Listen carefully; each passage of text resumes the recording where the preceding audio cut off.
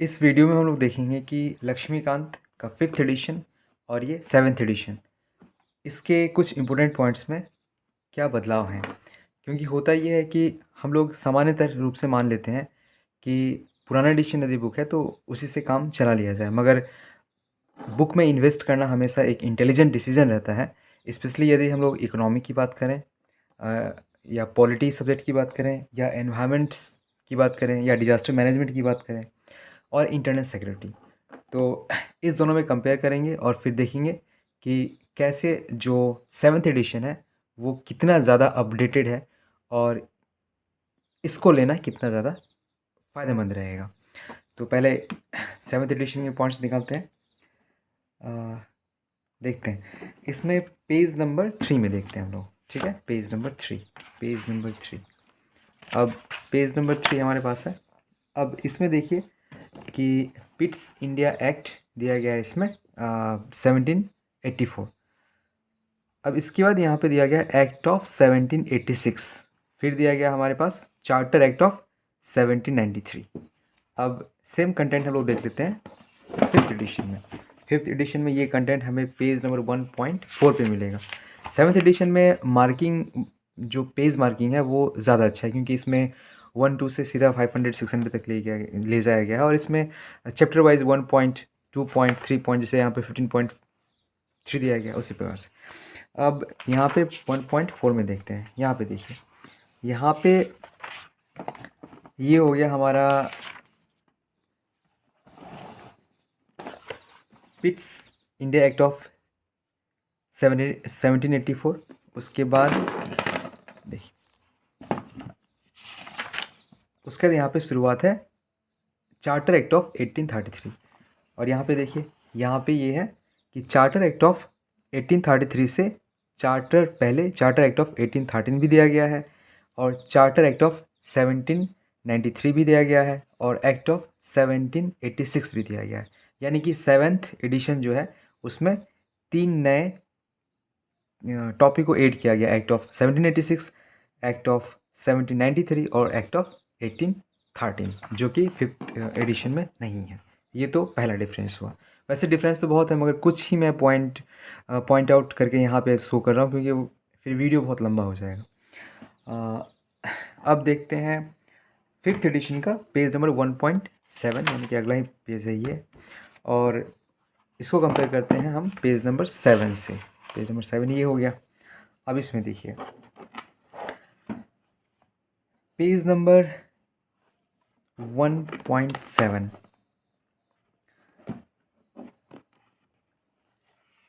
यहाँ पे देखिए ये कॉमनल अवार्ड का सेक्शन है, और पेज नंबर 7 निकालते हैं।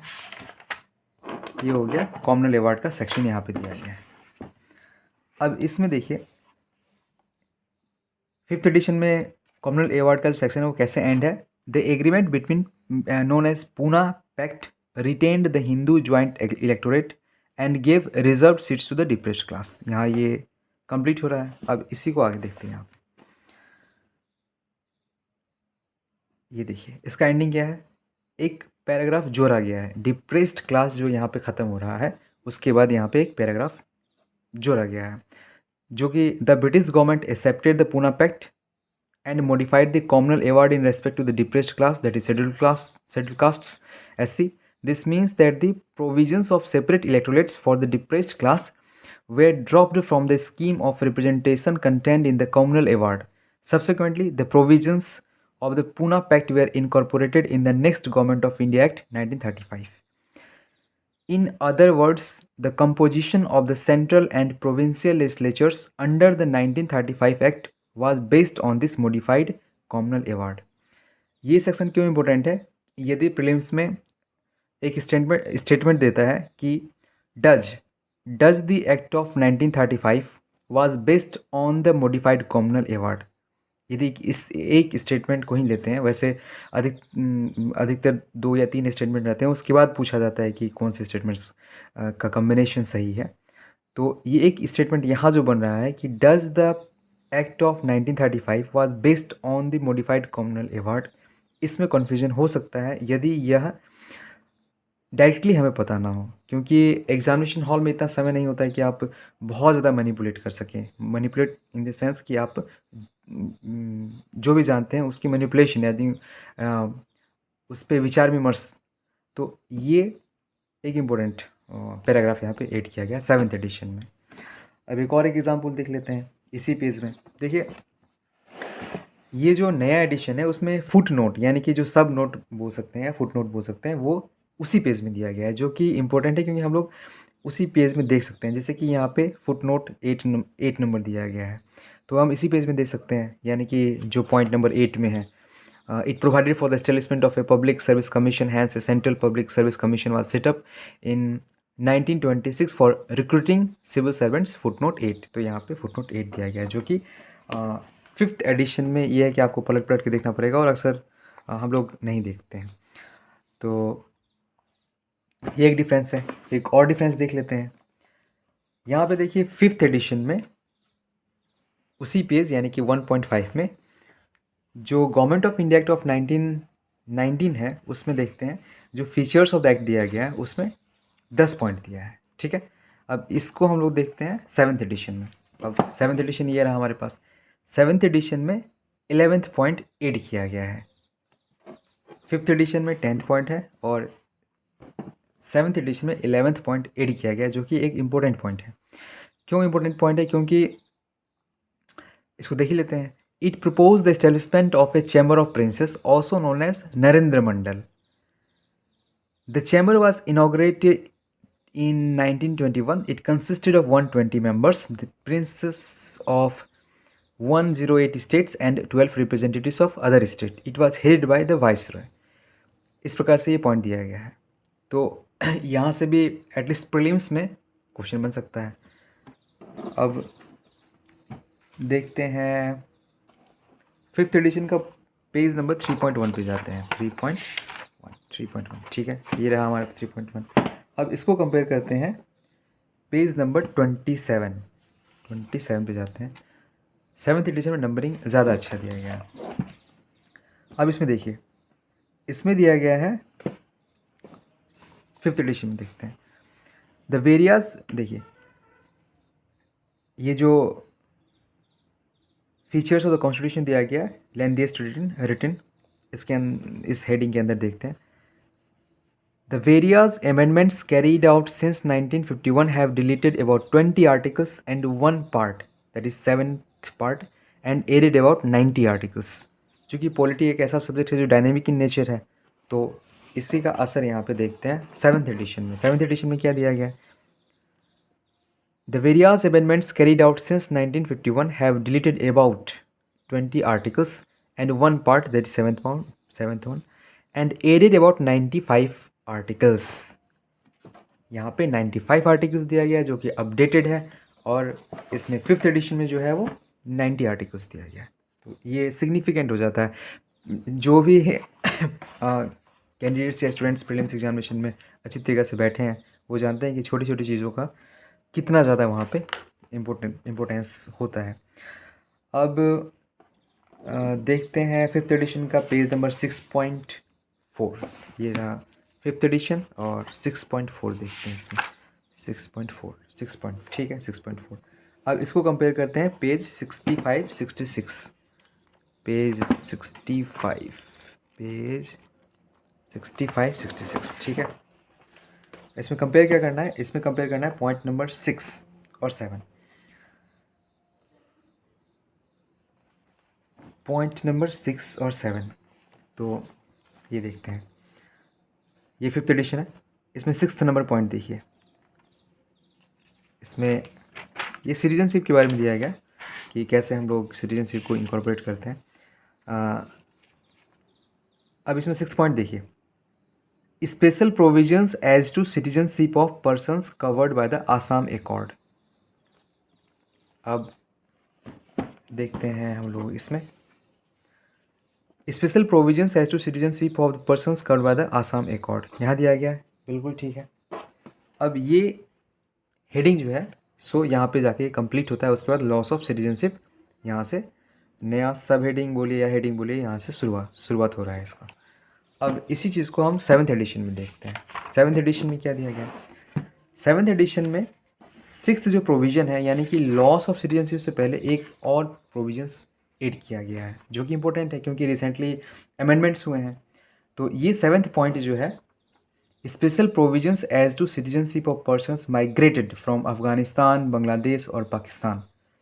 द सिटीजनशिप अमेंडमेंट एक्ट 2019 इसको ऐड किया गया, जो कि इम्पोर्टेंट है। ये ज़्यादा रिलेवेंट भी है करंट सिनेरियोज़ के हिसाब से, जो कि इस में वो पॉइंट बेसिक है। यहाँ पे सिक्स्थ है, सिक्स्थ के बाद लॉस ऑफ सिटीजनशिप स्टार्ट हो रहा है, मगर यहाँ पे सेवेंथ पॉइंट जो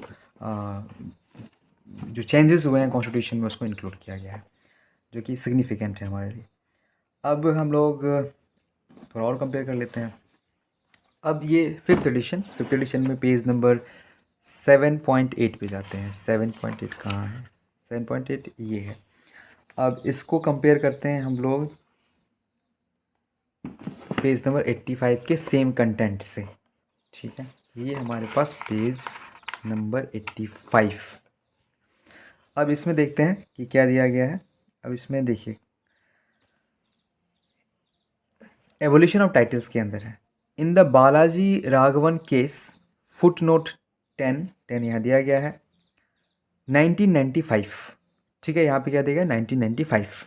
अब हम लोग सेम कंटेंट को कंपेयर करते हैं फिफ्थ एडिशन से। ये हमारा फिफ्थ एडिशन है।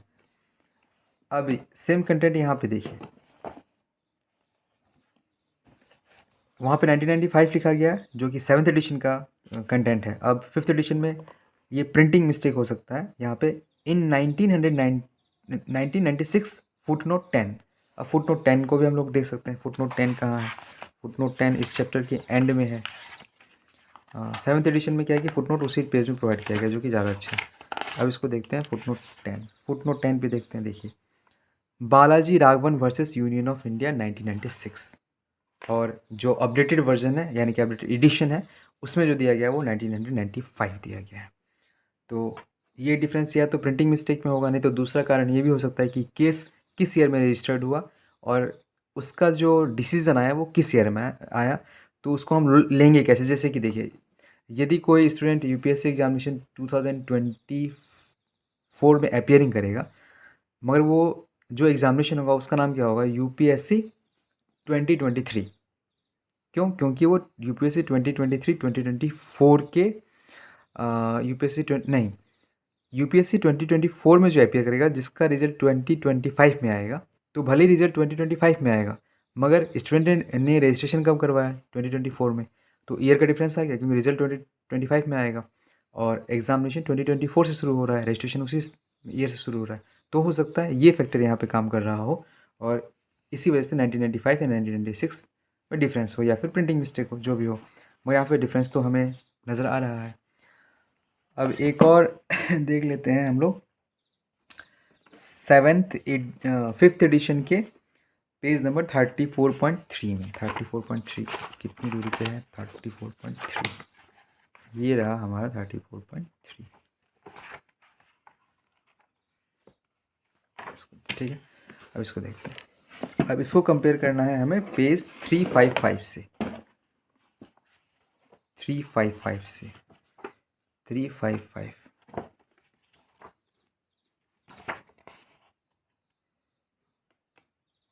ये रहा पेज 355।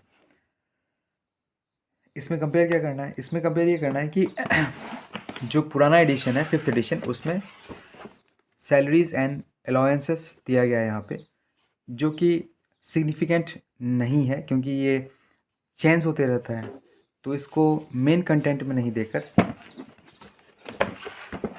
सेवन्थ एडिशन में क्या किया गया, इसको यहाँ छोटे से दिया गया है। ये सिग्निफिकेंट नहीं है क्योंकि सैलरी 10 साल या 20 साल कितना था ये शायद ही पूछेगा, या फिर ये बोले कि नहीं पूछेगा। तो इसलिए इसके सिग्निफिकेंस को देखते हुए इसको प्रेजेंटेशन का तरीका है वो थोड़ा सा चेंज किया गया है। वो मेन कंटेंट का जो फ्लो है उसको उससे हट कर यहाँ पे इसको प्रेजेंट किया गया है। और इसके आगे भी देख लेते हैं। ये रहा हमारा 5th एडिशन, और अब पेज नंबर हम लोग निकालते हैं 34.4, यानी कि अगला पेज निकालते हैं। इसमें देखिए, इसमें जो है सो अब पॉइंट नंबर 10 में क्या दिया गया देखिए, जो कि हाई कोर्ट के अंदर है, यानी कि चैप्टर हाई कोर्ट है, और इंडिपेंडेंस ऑफ हाई कोर्ट के अंदर ये दिया गया है। इसका पॉइंट नंबर 10 देखते हैं। सेपरेशन फ्रॉम एग्जीक्यूटिव, यानी कि ये जितने भी पॉइंट्स हैं वो हाई कोर्ट किस रूप से स्वतंत्र रूप से काम कर रहा है, इंडिपेंडेंस ऑफ हाई कोर्ट उसको बता रहा है। तो ये जो सेपरेशन फ्रॉम एग्जीक्यूटिव है, इस आगे देखते हैं इसमें लिखा क्या है। इसमें लिखा है the constitution directs the state to take steps to separate the judiciary from the executive in public services. This means that the executive authorities should not possess the judicial powers. इस लाइन को फिर से पढ़ते हैं। This means that the executive authorities should not possess the judicial power. ये point executive authorities के बारे में बोल रहा है। Consequent upon its implementation the role of executive authorities in judicial administration came to an end. अब इस point को page number 357, independence of high court, ये जो यहाँ पे दिया गया, इसमें 9th पॉइंट के बाद 10th पॉइंट को हटा दिया गया है, क्योंकि वह हाई कोर्ट के इंडिपेंडेंस को कम और एग्जीक्यूटिव मैसनरी के बारे में अधिक था, इसलिए उसको हटा दिया गया है। तो ये इसलिए इम्पोर्टेंट हो जाता है क्योंकि हो सकता है कि हम जो चीज़ इतना सिग्निफिकेंट नहीं है उस पर अधिक समय दे रहे हैं, और वैसे भी ये अपडेटेड एडिशन है। तो इस वीडियो के माध्यम से ये भी एक बताने का प्रयास किया जा रहा है कि जो अपडेटेड एडिशन होता है वह संभवतः उसमें इन्वेस्टमेंट फ़ायदेमंद रहता है। नई बुक है, स्पेशली इकोनॉमिक सब्जेक्ट या polity subject, environmental subject, disaster management, internal security, ये ऐसे सब्जेक्ट हैं जिसके कंटेंट बहुत डायनामिक होते हैं, और अंदर बदलाव भले ही पता चले कि ये 700 पन्ने का है और इसमें केवल 7 बदलाव है, तो कुल मिला के ये होता है कि वो 7 जो चेंजेस हैं वो कितना सिग्निफिकेंट है, और उसका प्रीलिम्स की दृष्टि से वो कितना ज़्यादा डिसिसिव पॉइंट बन रहा है। एक और उदाहरण लेते हैं, पेज नंबर 358, यानी कि अगला ही पेज है, और ये तो 7th एडिशन है, इसमें 5th एडिशन का देख लेते हैं।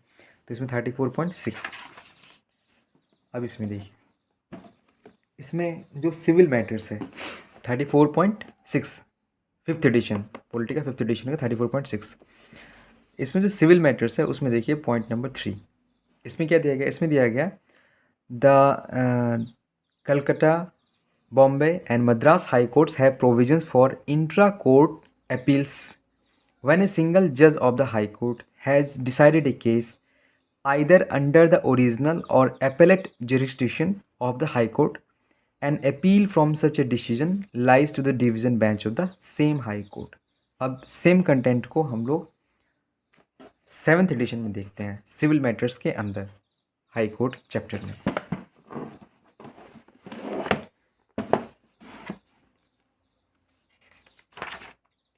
सिविल मैटर्स के अंदर हाई कोर्ट चैप्टर में पेज नंबर, हाँ यही है, ये देखिए सिविल मैटर्स।